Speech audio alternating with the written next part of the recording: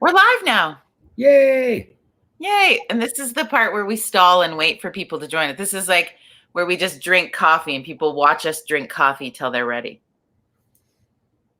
Yeah. Very odd. What would we do without coffee? I have no idea. I feel like that would make life really hard. Yeah. I feel afraid you've said it out loud. No, I'm just kidding. Did you ever once say, what would we do if there was a real pandemic? No, I don't think so. I blame all the people in Hollywood who made the movies about it. Well, it's sort of disconcerting that they knew all about it for so long. It's like, let's not go there. Like, so you knew this was going to happen? Mike LaBelle's here. He says, Merry Christmas, Bobby. How you doing, Mike? I thought he wrote Merry Christmas, baby. I was like, oh, you guys got a bit of romance. Wowza. Whoa. Yeah. As you join, say hi in the comments. Say good morning so we know you're here. Oh, I don't get to see comments on my end, do I? I put them up on the screen. Oh, okay. All right. Cool. I try to as much as I can, but we don't want you to have to whip out your glasses this early in the morning. So you can go back. Yeah, I can't read anything anyway. You're right. Guilty is charged. Yeah. I guess we get closer to Christmas, people want to sleep in more and more. Kathy says, good morning, Jody and Bobby. Hi, Kathy. Good morning, Cheryl. Good morning. Good morning, Sheena.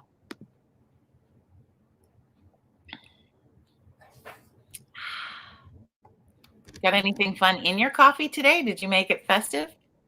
I actually, yesterday, I went to Nespresso because we have one of those Nespresso machines. Oh, I've got cocoa truffle coffee.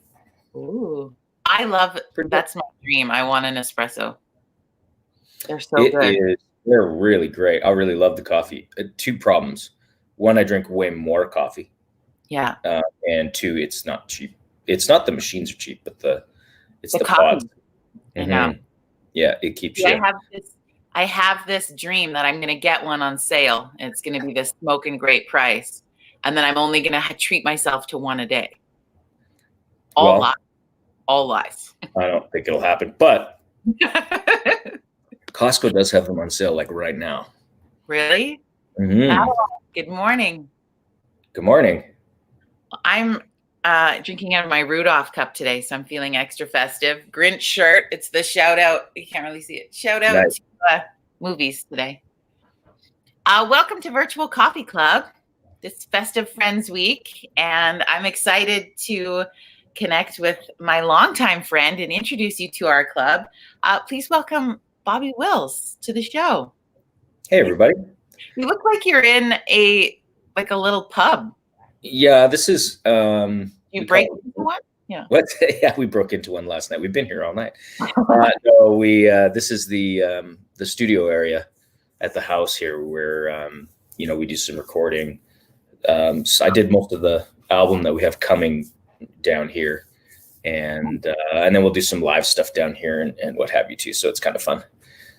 Still working on it, still putting it together. It's been like a 10-year project that's taken 12 years. You probably have more time this year to work on it than you ever have before. Yeah, jokes aside, it really did take off this year for sure. Like we went from,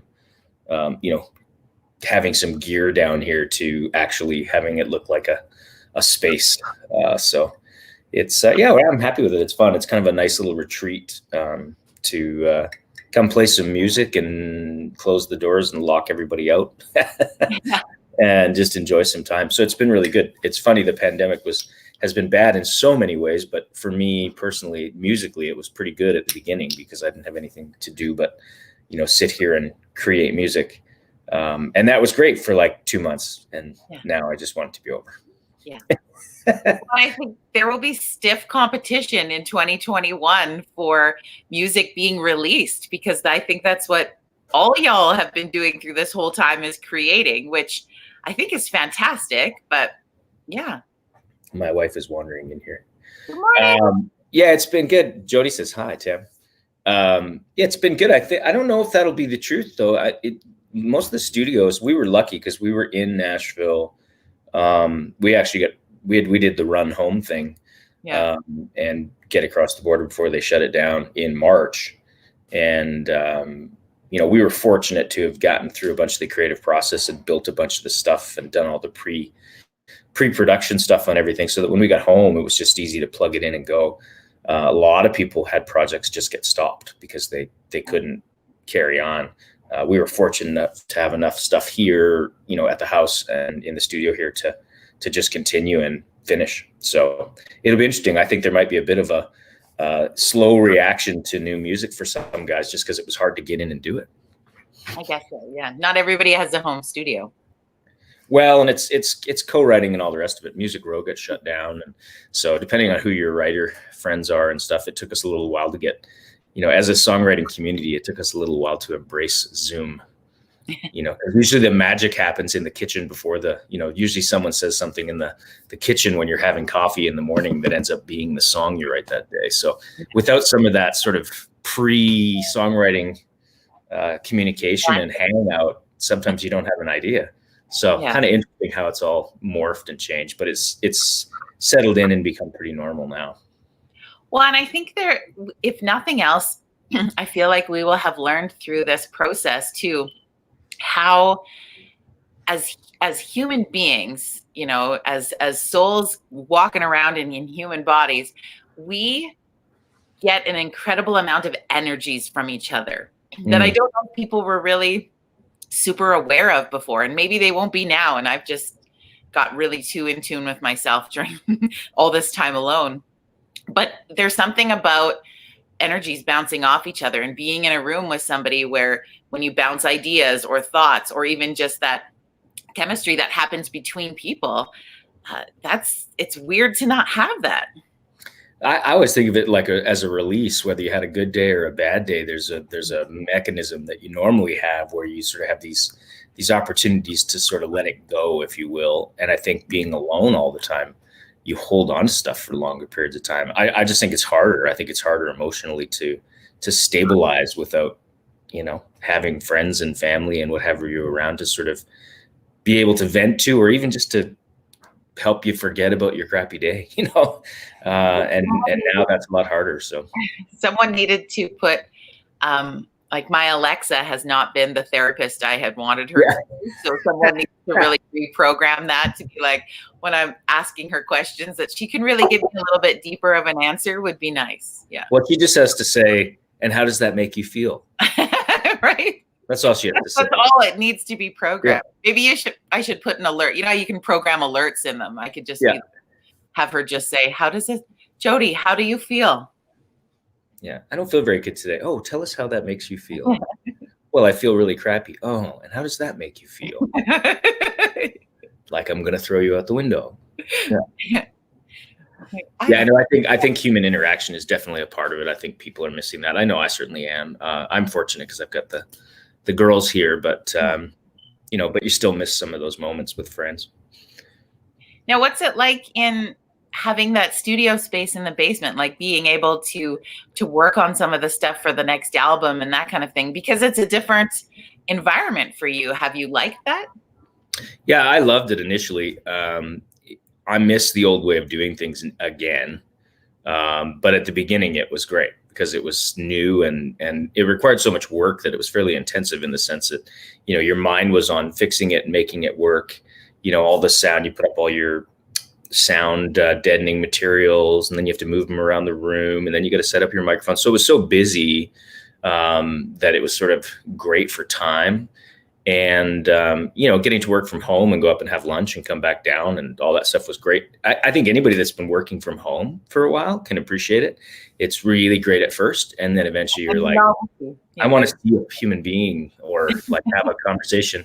So our studio is connected to friends, via the software as well as via, we do the Zoom thing and stuff. So you still get a chance to interact, but it's just not the same, to your point. There's no coffee machine, chat about what's happening in the world that, you sort of count on. So I like it. I'm glad I'm able to do it, but I'd still rather be in a studio with friends. Yeah. Well, we've got Jim joining us from Buffalo, New York this morning. Kathy Downey Lee, good morning. Oh, my mom's here. She says it's good to see you, Bobby. Good morning. Liz is with us. Hola, Liz. So, yeah, I guess it just becomes because didn't you put out music just before this hit? I feel like you had a whole schwack of new stuff come out. Yeah, about a year, about 6 months or a year before we put out an EP. And then we were, like I said, we were in Nashville. We started writing for the new record in November, and we're down there. And then in March, we were getting ready to actually cut and do the album. And we basically got sent home. Right. It was like run for the border. So we did that. And so so we put out a song shortly thereafter from the project. I think we put it out in June or July or something. And that one's still at radio now. And then we have a new one coming out in late January. Okay. Because I was like, I feel like in the summer, I saw that there was a new song out. Yeah, there was a new song out this summer, yeah. And that was from the stuff we worked on here and with the Nashville guys in the studio here. So, yeah. Are you a Christmas guy? Do you get excited about Christmas, or are you kind of... Yeah, I get excited about Christmas. I mean, we have little kids. I mean, two of my kids aren't little anymore, but we still have an 11-year-old in the house. And so it's still an exciting time, as you know, for them. And, and it's great to have family. Again, this year is going to be weird, but it's been a little harder this year, just like I'm sure for everybody else, to get super excited about it. But we're ready. I did all my Christmas shopping early this year. I finished yesterday, so that was good.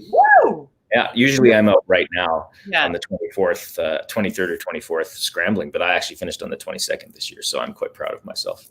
I'm super proud of you. Mm-hmm. Yeah. Okay, fun fact for people hanging out with us this morning that they may not know is our babies were born on the same day. Same year, same day, yeah. Same year, same day. What hospital? Good question. Rocky. See, Rocky, you also. What time of day? She was born, oh gosh, early evening. My wife would shoot me. She knows exactly what time she was born, but I think like 8:30 p.m. I think 8:20, something like that. So we're like 12 hours apart, honestly. Same hospital and everything. How crazy is that? That is crazy. It is crazy. Small world. Now, do we know each other then? No, I don't think so.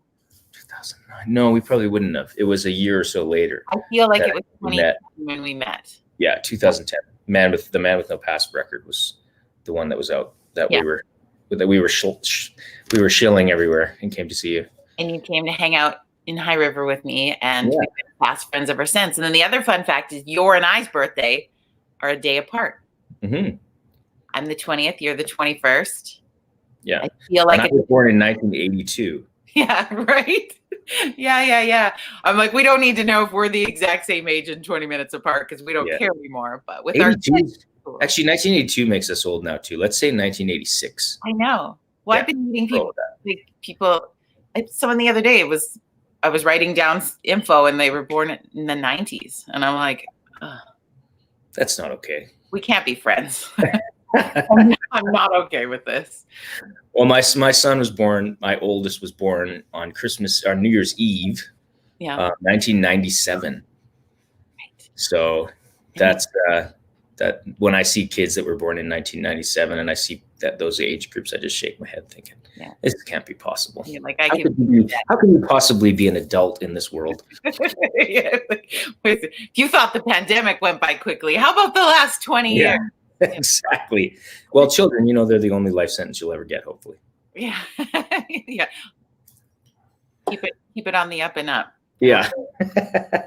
So crazy. And it feels like, I don't know about you, it probably feels longer for you, because I think in your industry, right, there's always, I think you were probably one of the first people that said to me, every overnight success is about a decade. So I think time is a different relevance for those in your industry. But I mean, I feel like 2010, when you and the guys came down to High River to hang out and share that album and have some fun, that feels like a million years ago. I know, it's for me, it's like a million years ago, but also yesterday. Yeah. It's funny how time, as an artist, when you're making records, the time is so stamped by the project you were working on. So, 2010, I actually was in Nashville. Well, Grace had some complications when she was born, and we were actually thought we were going to lose her. Thanks to our children's hospital, we didn't. But I was scheduled to be in Nashville writing, a couple weeks before that, or a couple weeks after that, rather. So that had to be pushed off, and that was The Man with No Past record. So it's funny how, those are the things that are all interconnected. Like all the things in my life over the last, 12 years have all been sort of connected with a project. So I'm sure it's like anybody's job. If you work in project management or you work for a company that's doing different projects all the time, you end up connecting these timelines to the projects. Yeah. And it's sort of an interesting thing, how my memory works now, but it also makes everything feel like it was just yesterday. Because I have the details of, writing the record and recording the record and, trying to market, all those details are still so fresh for some reason. Yeah. So it feels like yesterday, even though I know how long ago it was. And prior to that, you used to perform a lot, but you were like a Garth Brooks tribute band or something, were you not? Well, that's kind of how it started. So when I was a kid, when I was a kid, I used to, go to jams and all those things a lot. And Garth was always the stuff I sang because I could get people to clap. And I had an agent. That's brilliant, really. Yeah. Yeah, I had an agent see me. Greg Thomas was his name at Key Entertainment. And he'd seen me and had called and said, you should do this Garth Brooks thing. And I had never been in a band or anything like that at that point in my life. So I thought, oh, this is a good idea. So we went out on the road and did 2 months of sort of just playing crappy little bars to sort of practice the show and get tight as a band and what have you. And at that point, we abandoned ship and said, we're not doing this. I would love going out and playing music, but the tribute thing just felt kind of cheesy. So we decided not to do it. But it is, in fact, how we started. I never actually did the tribute show. But suffice it to say, our band show had a lot of Garth Brooks songs in it when we started, because that's all we'd learned. But yeah, that's how it started for me. Did you change the name to be like a fun play on words for his name? Like, we called it Troy Branson and the Chase. So the reason for the name was, the Chase was the record. Yeah. That one of the records that I loved. That had That Summer on it. Which was one of my favorites. And then Troy is his first name. Oh, okay. And we didn't want to use my name because, the agent was very clear. If you go out and do a Garth Brooks tribute and everybody knows your name, you'll never get hired to do anything else. So they advised us to change the name. So we used Troy, and then Branson, Missouri is one of the first places that he had a show as Garth Brooks. It was one of the first shows he did was in Branson, Missouri. So Troy Branson it was. I feel like if any of us are ever on a game show where there's some trivia questions about Garth Brooks, you're the lifeline we should call, because a lot of tidbits there. Yes, absolutely. Yeah. You're like, that's absolutely what I want to be known for, the lifeline for a trivia show. Yeah, exactly. Well, that's the whole point of this, right? Is to have that 15 seconds of fame where someone calls you and goes, I need your help. I'm going to win $1 million. Seems like a good plan to me. I got this. So crazy. So when you look back at all these, like, you've had some pretty cool, fun adventures over the years. Yeah, we've been really lucky. I mean, we've gotten to do some played all the shows that sort of were bucket lists, which is like Nashville North as an example here in Calgary was, I went to that place, I went there 4 or 5 nights every Stampede and was right into it as a patron and loved it. So getting to play there a bunch of times was really great. And doing the rodeos and some of the bigger venues around the country has been really great. We've got to travel, we went to Europe, done Australia, all over the place. So it's good. It's been fun. Your beach shows I've always been so jealous of. Yeah. Oh yeah, the beach shows are tough. Those are really tough. Yeah, rough. Yeah. So what's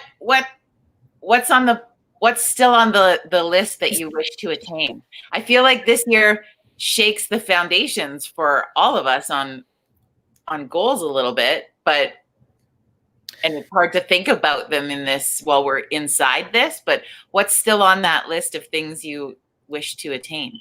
Yeah, I mean, there's a couple, one of which was supposed to happen this year and then didn't, of course. But I still want to play the Bluebird Cafe and do a songwriters round there. That's something that I want to do, that I'm gonna make happen as soon as things get back to normal. And the Grand Ole Opry is one that probably will never happen for me, but still have that, back of the mind hope that one day they'll be in trouble for a guest and find my phone number somehow.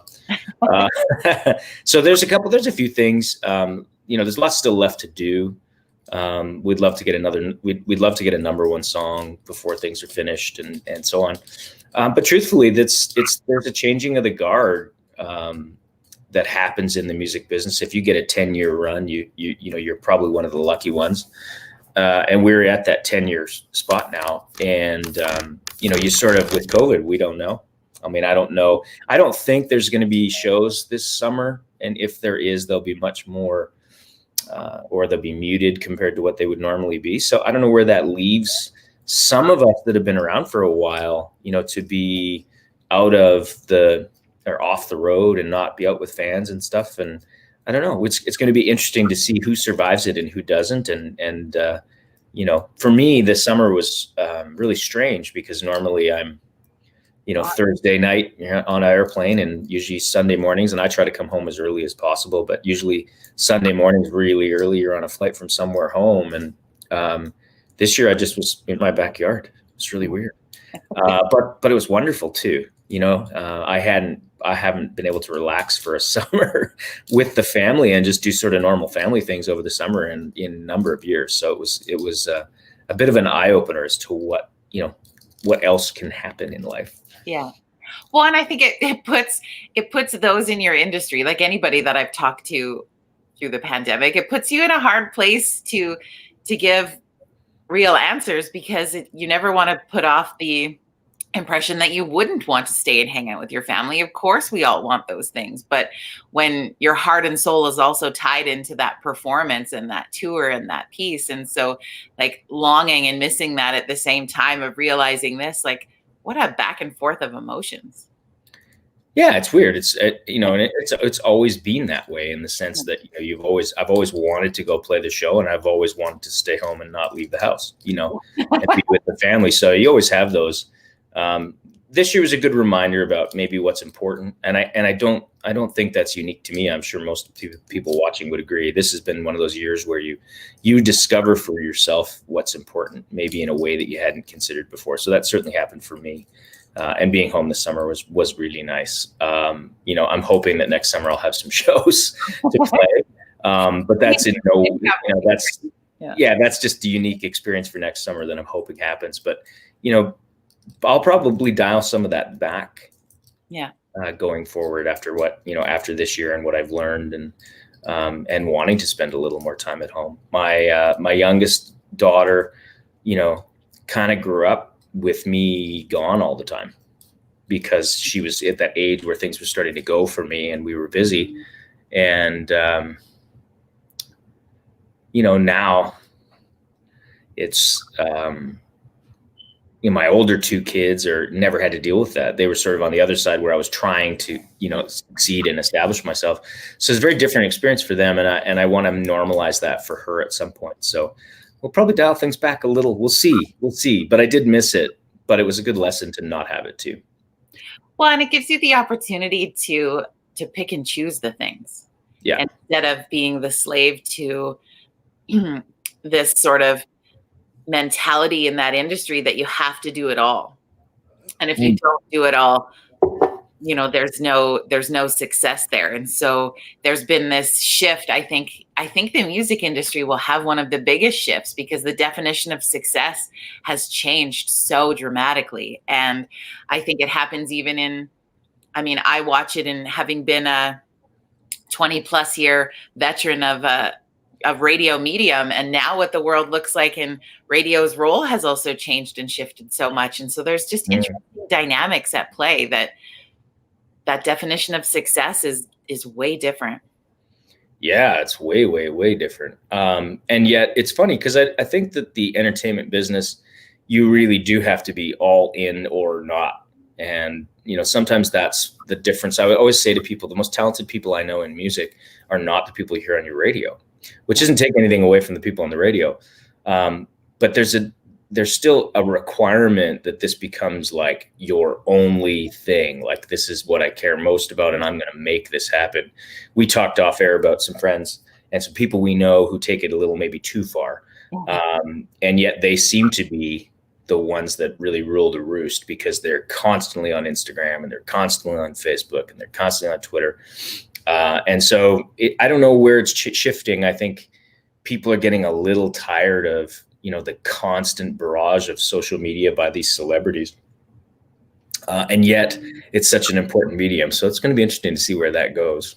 Yeah, I kind of can't wait. And I think, and always have, from the moment that I first met you and was introduced to your music, you have an incredibly raw, amazing, like from your soul talent that will withstand any of the ups and downs. And I know that it's a crazy roller coaster ride in this industry. And I think that you've had some great success, but I think, honest to goodness, you're probably one of the most underrated people that has the talent to back it that I've ever met. And so I think big things are coming for you. I really do.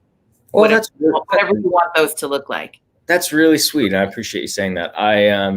For me, it's always been, I don't know how, the best way for me to express it. And I think one of the things that has served me well and also hurt me is that I never got into it with this idea that it would make me famous or rich. I just want to make music, and the idea that I could support my family financially, with a reasonable living and get to play music, was super appealing to me. But I think in order to go to, those stratospheric levels in music or any entertainment business, it has to go beyond that. You have to be, willing to change up who you are a little bit, and be willing to, push the boundaries of who you are. We just weren't really willing to do that most of the time. If you look at my social media, you'll know I'm not on there very much, but it's not who I am. And I don't always like to share everything that's going on. And I grew up in an era, as you did, where, there was some mystery, around the celebrities. And I always thought that was part of the appeal, was imagining who they were as people. And now everything's out front and center. And that's just not who I am. So, if the music can carry me, I'm in forever. We still don't know a lot about that. When you bring up people us growing up of mysteries, George Strait, right? There's a guy you want to know everything about. Everything, but we don't. Even Garth Brooks, he was at the biggest level of fame that you could possibly be. And so you found things out about that guy just because they were digging for things about that guy. Yeah. But even today, even with his socials today, I don't get the overwhelming sense that that's all he cares about is his fame and fortune. But that's what I see with most of I shouldn't say most, there's lots of great artists that don't do that, but a lot of the artists that we spend a lot of time listening to or talking about seem to be so invested in this persona and this all out marketing. Everything has to be a marketing scheme, and it just wears me out. But I think in building on what I said before is your talent and your music doesn't require that. Maybe that's part of the normal of what happens in the industry, but I just want people to hear your music because they need to, not because it's a great marketing gig for right. a Christmas promotion or whatever. It's just better than that. And so my hope for you is that people just dive into that music. And because there's so many ways to do that now, we'll have the ability to do that. And it doesn't have to be a show, because I don't think that's true to who you are either, but you have the talent to back it on a quieter level. You really do. And that's going to be the idea for us going forward. We have new music coming, and I'm writing, and I don't know how to quit anything, unfortunately. And I'm not much of a quitter. So we'll still be making music for a long time. But it's one of those things. It's exciting. The creative process is something that I super enjoy and don't ever want to give up, regardless of what, outcomes are. So I'll be around. It's fun because I always want to ask you, and I should turn this on you now.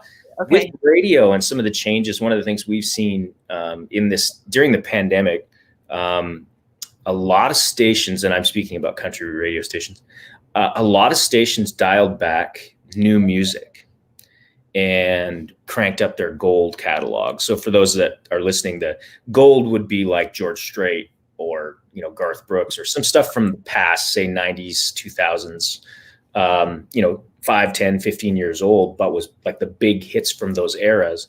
And gold category would usually take up, of a rotation on a normal station, about 15%. Yeah. And now it's like 55%. And they did all this because they found that listeners going through this pandemic that are, stuck at home or working from home or, whatever, found the gold categories very reassuring. Because they were hits you knew, and like I talked to you about the timeline and how the music for me is always sort of wrapped in this timeline of when we created it. I think that's true of listeners. You hear that song from 15 years ago and you're immediately, in that moment. And it's interesting with radio how that sort of played out where they realized, oh, we want people to be happy and think of good times. And then they'll tune in for longer. So let's play more of our gold categories. I just think that's super interesting. It is fascinating. And it's sure changing the landscape. They're going to all these, just like any business, they're trimming their staff down and doing more with less. And all these syndicated shows where your afternoon host in Calgary is actually the afternoon host in Edmonton, who's actually the afternoon host in Ottawa. Yeah. Like crazy stuff like that. Where do you see it going from your vantage point? Well, it's interesting because it can't only be about the music anymore, although that's really what their focus has been. Like, it's a music driven format, but now we have so many other options to get and listen to the music that we want. So what else are you going to bring to the forefront to do that? And so I see a lot of the, there's that big guy out of the US, Bobby Bones.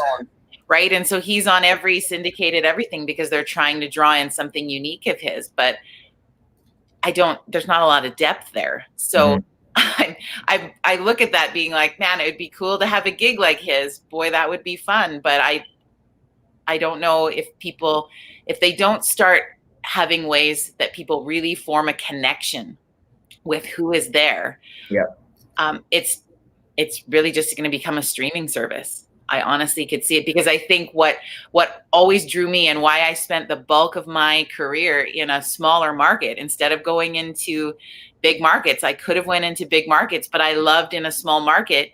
You could have depth, you could have connection. People related to what you did. You were fabricated into that community. You mattered, not in an egotistical way, connections in a piece of that community and growing that place, right? So there was huge depth there, and so smaller market stations have more of those pieces. And I think and even some of them are starting to lose that piece. And my fear, I think there will always be radio because I don't know how that medium could ever die, but it's not going to stay connected if people lose that connection. And I'm hoping, because I'm always very positive in coming out of this great pause, as I call it, is that they'll see that they needed more connection.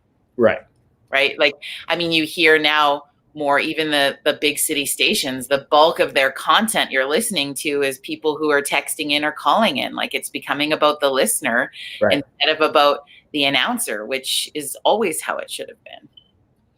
Yeah, I find my listening habits are actually very similar to what I read about. Is in the mornings I listen to local radio. I listen to Sun Country and I listen to Country 105. Those are the two stations, and I listen to Wild Now sometimes too. Between the three of them, and I'll switch back and forth, to find the songs I like and whatever. But the reason I listen in the morning is to feel connected. I understand what's happening in the weather. I understand what's happening locally, news-wise. I get a kick out of the people. I've gotten to know them over especially in this last little while. To your point, where you're listening and you're getting to know the hosts and some of their jokes and some of the inside jokes that develop over time. And I've really enjoyed that. But after lunch, I just stream. Yeah. And so I think that's very, very interesting.